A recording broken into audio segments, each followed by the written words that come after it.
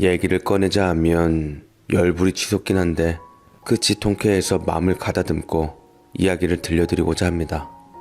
제가 살았던 동네에는 유명한 국밥집이 있었습니다. 50년이 넘는 전통을 이어오고 있는 그곳은 사람들로 연일 북적이는 곳이었습니다. 지역 유명인사나 연예인들도 엄청 다녀가고 청와대, 의원들, 공무원들도 오지게 많이 다녀갔다고 했습니다. 사장이 야무지게 사진도 큼지막하게 찍어놔 걸어놓고 사인이나 덕담 같은 것도 써놓은 것을 액자로 걸어놔서 유명세를 한가득 자랑 삼았죠. 님자 들을 가치도 없는 양반이니 사장 님자는 뺄게요. 하여튼 지금 윗 사장으로부터 현재 아들인 사장까지 2대째 내려오는 곳인데 사장 부부는 많은 돈을 벌어 이쪽 동네에서 돈 제일 잘 버는 사람으로는 손에 꼽을 정도였습니다. 그래서 큼지막한 시내에 땅을 사서 최고급 자재로 으리으리한 집을 지은 후 가사도우미도 여러 부릴 정도였으니까요. 국밥집 사장님이니까 뭔가 서민적인 데가 있지 않을까 싶을 수도 있지만 참 사람 선입견이고 정작 그렇지도 않았습니다. 그 두 부부는 고급 승용차를 몇 대씩이나 사고 비싼 식당도 자주 가며 해외여행도 많이 다녀온다고 하더라고요. 뭐 따지고 본다면 충분히 돈을 잘 버는 사람이 돈을 쓴다는데 누가 말릴 수 있을까요? 오히려 돈 있는 사람이 돈을 쓰는 것이 경제적으로는 더 좋다고 볼 수 있으니 저는 나쁜 거라고 생각하지 않았습니다만 정말 문제가 되는 것은 바로 인성이라고 할 수 있었죠. 사장 부부의 인성을 제대로 확인을 한 것은 부모님께서 그 사장 밑에서 직원으로 일하면서 만천하에 드러나게 되었더랬죠. 어찌 생각할지 모르지만 저희 어머니는 아버지가 돌아가신 이후로 집안이 점점 어려워지면서 가사 도우미 일을 하셨습니다. 부모님은 가정사정이 어려워서 남의 집 일을 하는 것을 혹여나 제가 부끄러워할까봐 염려를 하셨지만 솔직히 우리 부모님 팔자가 가난이라는 죄 말고는 뭐가 있겠습니까? 떳떳하고 한 번도 창피하다고 생각한 적은 없었고 저는 오히려 열심히 일해서 땀 흘려 돈 버는 부모님이 대단하고 존경스러웠습니다. 3년 정도는 마음씨 좋은 할머님이 사시던 집에서 일을 하시다가 할머니가 돌아가신 이후로 빈집이 되면서 어머니는 다른 집을 구하시게 되었는데 때마침 어느 곳에서 일을 봐줄 사람이 필요하다고 해서 어머니는 그곳으로 가시게 되었더랬죠. 그 집이 바로 우리 동네 유명 국밥집이라는 것을 얼마 가지 않아 알게 됐습니다. 이미 이 근방에서는 소문이 난 부잣집이었기 때문이었죠. 그 국밥집은 평소에 기부도 많이 하고 봉사활동도 열심히 한다는 것으로 알려져 있었습니다. 시청에 가면 보이는 지역 신문에 몇 번이나 오르내리곤 했습니다. 해마다 기부를 하고 김장 봉사나 어르신 식사 도우미 등 봉사활동도 여러 번 한다고 하면서 아주 소문이 자자한 곳이었습니다. 그래서 어머니는 이 집도 일하기 좋은 곳이 아닐까 하는 생각을 하셨다고 합니다.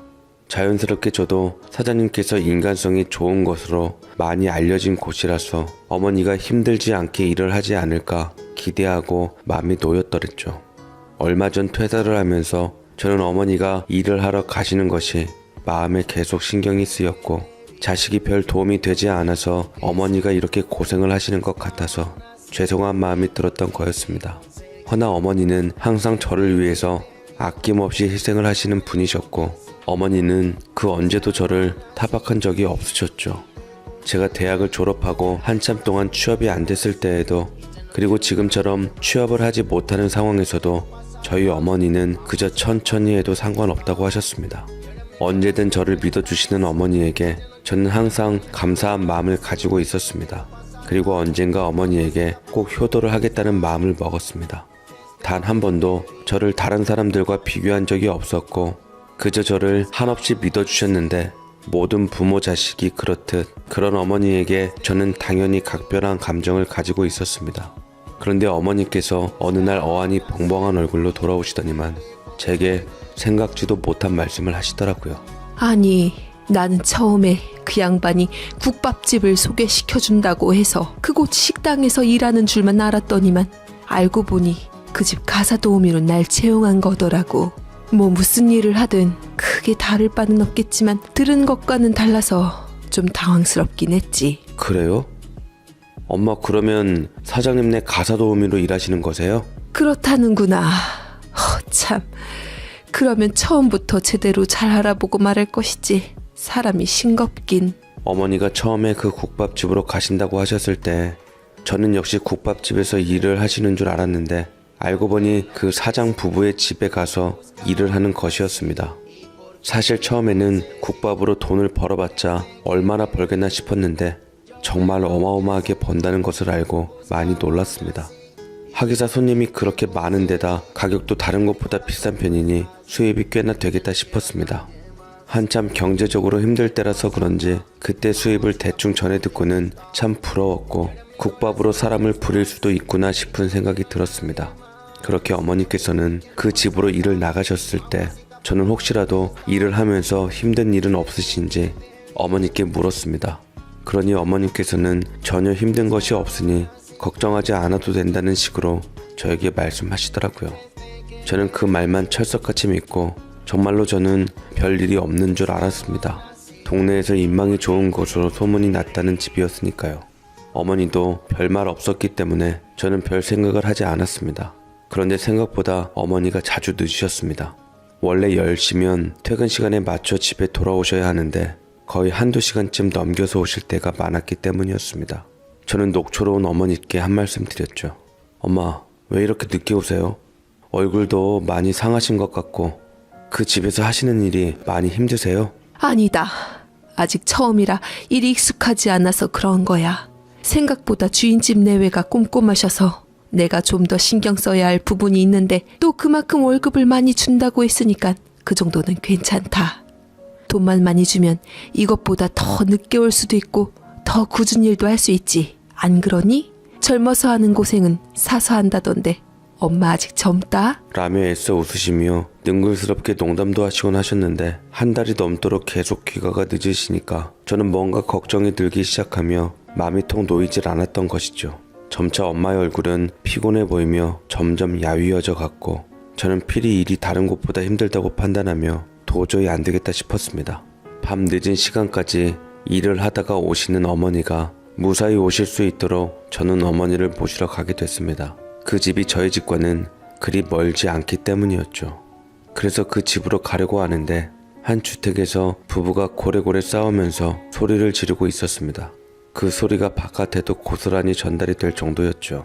남편이 큰 목소리로 호통을 치면 이에 질세라 아내도 반격을 했는데 저도 모르게 혀를 끌끌 차게 되면서 그 광경을 보고 있자니 참 보기 좋지 않은 것 같다는 생각이 들었습니다. 그런데 그 소리의 근원지가 바로 어머니가 일하는 곳이 아니겠습니까? 뭐? 내가 무능력해? 너 지금 말 다 했냐? 지금 이날 누구 덕에 이때껏 배 터지게 고급으로만 먹이고 있는 돈 없는 돈 가져다가 미용이다 명품이다 갖다 쓴 돈이 얼마인데 네가 감히 나한테 어떻게 그런 말을 할 수가 있어? 너는 운 좋아서 국밥집 물려받아서 그나마 사람처럼 사는 거지. 솔직히 네가 뭐 할 줄 아는 게 있냐? 학벌은 고사하고 뉴스나 신문도 한 번 안 보는 게 뭐? 정치를 하겠다고? 진짜 너는 머릿속에 생각이라는 게 있냐? 남편이 하는 일에 사사건건 딴지를 걸며 사람 우습게 보네? 아버지는 틀만 마련했지 내가 내 능력으로 이만큼이나 국밥집 성장시킨 거야. 연예인이다 뭐다 사람들 다 모아서 소문내고 마케팅 펼쳐서 이만큼이나 성장시킨 거라고. 그래도 내가 능력이 없어? 남편이 정치하면 너도 사모님 소리 들을 거 아니야. 내조는 제대로 못할 망정 초를 치냐? 소크라테스의 명언을 생각해봐라. 너 자신을 알라.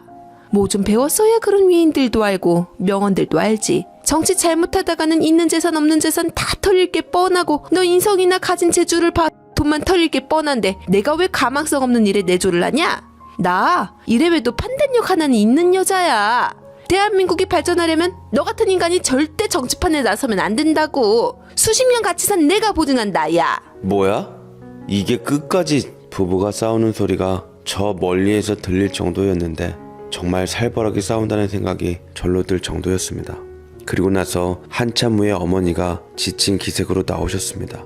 어머니, 저 집 부부 왜 이리 거칠게 싸우는 거예요? 그러게 말이다. 뭐 살다 보면 싸울 수 있긴 한 건데. 괜히 걱정이 되네요. 어머니한테 괜한 해코지를 하지 않을까 싶어서요. 아니야. 별 걱정을 다 하는구나. 그런 일은 없으니 걱정하지 않아도 된단다. 어머니는 그래도 저 집 부부가 항상 싸우는 것도 아니고 또 사이가 좋을 때는 좋으니 그냥 내버려 두는 것이 가장 좋을 것이라고 말하셨습니다. 그래서 저는 그 말을 믿게 됐습니다. 하지만 며칠 후에 제가 또 어머니 마중을 나갔는데 또 카랑카랑한 소리가 들리는 거였습니다. 아니, 내가 분명 이 김치를 내놓지 말라고 했잖아. 그런데 왜 그걸 까먹어서 이렇게 김치를 쓰레기로 만들어? 아유, 진짜 머리가 이렇게 안 돌아가냐? 누군가를 강하게 질책하는 듯한 큰 소리가 나기 시작했는데 저는 설마 이게 어머니를 향해서 하는 말인가 싶었습니다. 그 집 여자의 카랑카랑한 목소리만 남게 됐는데 듣는 사람이 다 심장이 떨릴 정도였습니다. 한 30분 정도가 지나서 어머니가 나오셨는데 제가 있는 줄도 모르고 어머니는 그 집 대문의 계단에 쭈그려서 한숨을 푹 쉬셨습니다. 어머니, 무슨 일 있으셨어요? 제가 그렇게 말하자 어머니는 굉장히 놀란 듯이 흠칫하시며 온 매무새를 가다듬고 표정관리에 신경 쓰며 제게 말씀하셨습니다. 피곤한데 여기는 뭐하러 왔어? 집에서 쉬고 있지. 집에만 있기는 갑갑해서요. 그런데 주인집 여자가 화를 크게 내던데 무슨 일이에요? 아무것도 아니다. 너는 신경 쓰지 마. 밥은 먹었니? 어머니는 원래 곤란한 상황에서는 말을 더듬곤 하셨습니다. 저는 딱 봐도 뭔가 일이 있구나 싶었죠. 그래서 저는 쉽게 넘어갈 수 없을 것 같았습니다. 혹시 저 집에서 누군가에게 크게 소리를 지르던데 그 소리를 들은 게 어머니셨나요? 기분이 안 좋을 때 가끔 그럴 때가 있는데 괜찮아. 별것 아닌 거니까 신경 쓰지 마. 아니, 그걸 어떻게 신경을 안 써요. 딱 들어도 성질이 보통이 아닌 것 같은데. 어머니, 느낌이 안 좋아요. 그냥 일은 여기서 그만두세요. 윤철아, 원래 세상 일이라는 게 그런 거야. 나 좋은 것만 할 수 없고 하기 싫어도 해야 하는 일이 있어. 내가 지금 당장 그 일이 싫다고 안 하면 앞으로 무슨 돈으로 살겠어. 그 말을 듣고 저는 뭐라고 할 수 있는 말이 없었습니다. 못난 아들 때문에 편히 쉬지도 못하고 고생만 하시는 어머니에게 과감하게 그만두라고 말할 수 없는 제가 참 미웠습니다. 대학 졸업 후에 변변한 직장을 찾지 못하고 공무원 준비만 3년을 하다가 결국 포기를 하고 겨우겨우 들어간 회사는 저에게 잘 맞지 않아서 결국 또 퇴사를 하게 되고, 그래도 어머니는 한 번도 저에게 싫은 내색 하지 않으셨는데 제가 남들처럼 떳떳하게 좋은 회사를 다니는 것도 아니니 속으로는 얼마나 걱정이 되셨을까요? 그래도 자식에게 무거운 짐을 지워주고 싶지 않아 속으로 꾹 참고 계신 것 같아 저의 마음은 무거워졌습니다. 어머니께서는 계속 저보고 괜찮다고 하시면서 걱정하지 말라고 하는데 찝찝함이 남아있는 것은 어쩔 수 없었습니다. 특히나 파출부나 수의, 정원사와 같은 일을 하는 분들을 보면 이런 식으로 갑질을 당하게 되는 경우가 많다고 하는데 대부분 보면 또 아무 말도 못하고 그저 묵묵히 있을 수밖에 없다고 하더라고요. 혹시라도 보복을 받아서 피해를 받는 것은 아닐지 걱정을 하느라 아무것도 못하는 경우가 많다고 하는데 없이 산다고 이렇게 무시를 받아야 하는 건가 많은 생각이 들었습니다. 가만히 듣자니 또 코미디 프로 저리 가라로 웃기는 것이 이번에 그 남편이 시의원 선거를 한다고 하더라고요. 어떻게 공천을 받은 것인지 모르겠지만 그래서 최근 봉사활동도 하면서 여기저기 얼굴을 비추는 것이었습니다. 이 사람이 보니까 어디 협의회니 주민단체니 여기저기 가고 있는데 또 웃긴 것이 아내랑 그렇게 많이 싸우면서 무슨 아내 바보, 아내 사랑 이런 타이틀로 밀고 나가는 것이었습니다. 그렇게 소리를 지르면서 서로 싸울 때는 언제고 또 사진 속에서는 서로 다정한 듯이 포옹을 하고 있었습니다. 저는 일단 그 국밥집에서 일을 하기 시작했습니다.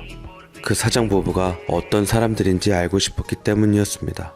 처음부터 정보를 캐려고 하면 당연히 경계를 하기 마련이라서 저는 몸을 사리고 있었습니다. 직원들과도 처음에는 서먹서먹했지만 조금씩 친해지면서 많은 대화를 나눌 수 있었습니다. 저는 무거운 솥도 여기저기 옮기고 손님 대접도 열심히 하면서 점점 사람들의 신망을 얻었습니다.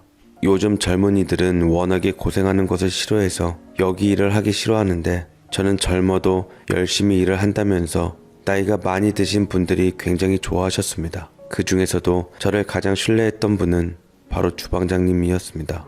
사실 사장 부부는 가게에 거의 오지 않고 가게의 요리를 책임지는 것은 거의 주방장이었습니다. 이 집의 비법은 사장의 할머니 되시는 분이 만드신 거라고 하더라고요. 그리고 주방장이 그 비법을 다 알고 있다고 하는데 사실 사장 부부는 거의 그냥 돈만 수금해가는 정도였습니다.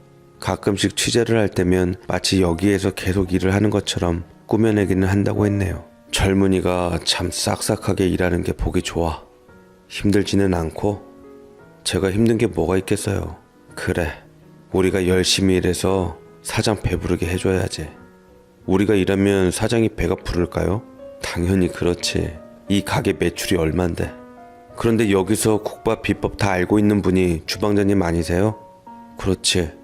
처음에 1대 사장님은 못 배워도 2대 사장님까지는 배워서 직접 가르침을 받았지. 엄청 엄한 분이셔서 참 많이도 혼나면서 배웠어. 그럼 다른 가게 차려서 주방장님도 많이 버시면 되는 거 아닌가요? 이 사람아, 어떻게 그러겠어. 아무리 그래도 상도덕이 있지.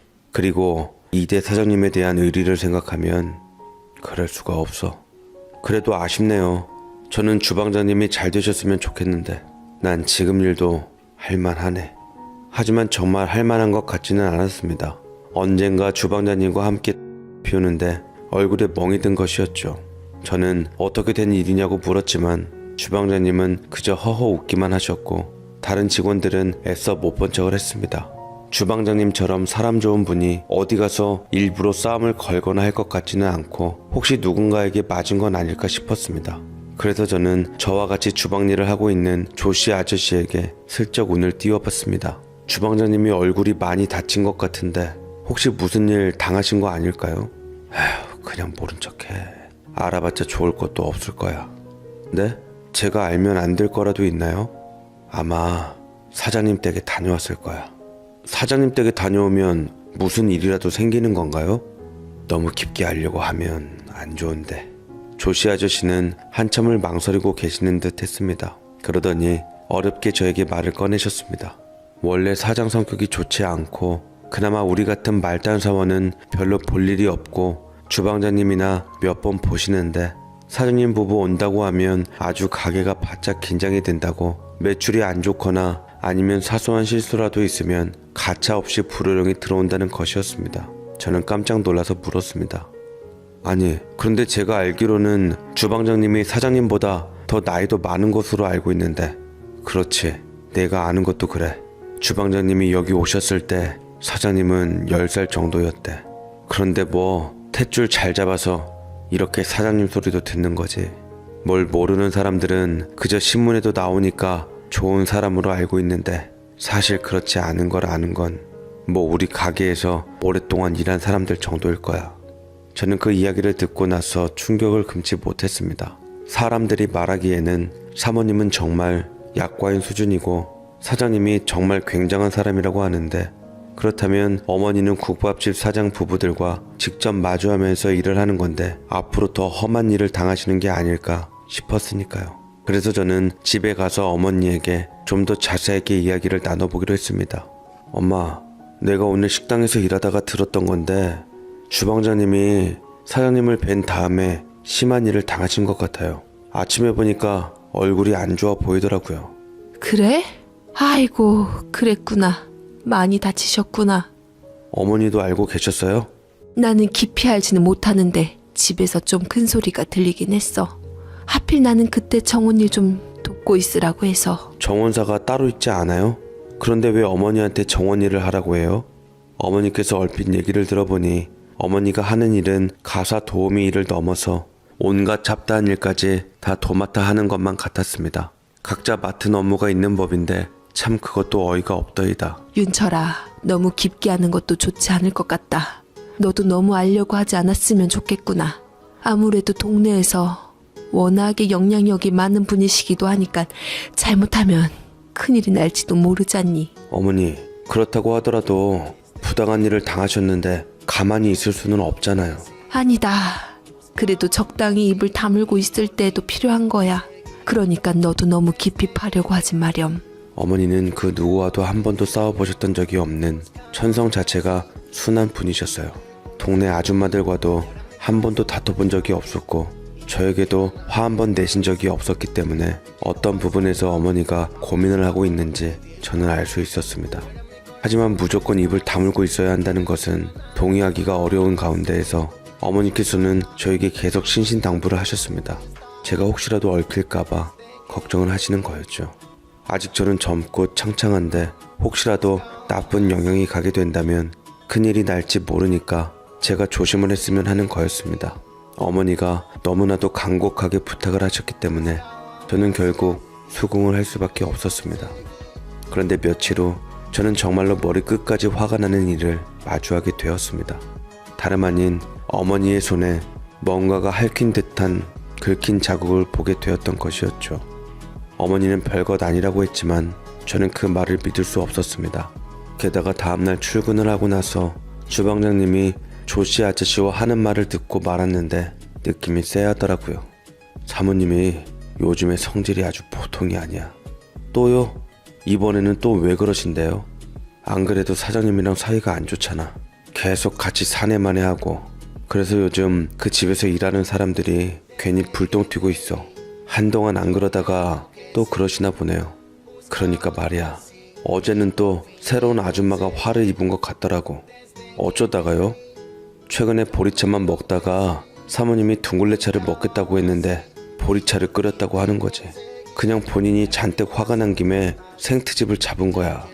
그래서 신랑이 버리다가 뭐 아줌마 팔에 손톱 자국도 나고 아줌마가 많이 당황한 것 같던데 사실 사모보다 사장이 더 문제지. 사장도 그 아줌마한테 고래고래 소리 지르고 난리치고 그랬는데 하여튼 가만 보면 둘이 천생연분인데 그래서 싸우나? 인내심의 힘줄이 끊기는 듯한 느낌이 들었습니다. 자신의 어머니가 부당한 일을 겪고 거기에 대해서 아무 말도 못하는 상황이라면 가만히 있을 자식은 아마 없을 것입니다. 하지만 어머니가 우려를 하는 것이 무엇인지 저도 잘 알고 있었기에 섣불리 행동을 할 수는 없었더랬죠. 그리고 저 혼자 어떤 방법을 취한다고 하더라도 그대로 묻힐 가능성도 있었기 때문에 저는 좀 더 생각을 해보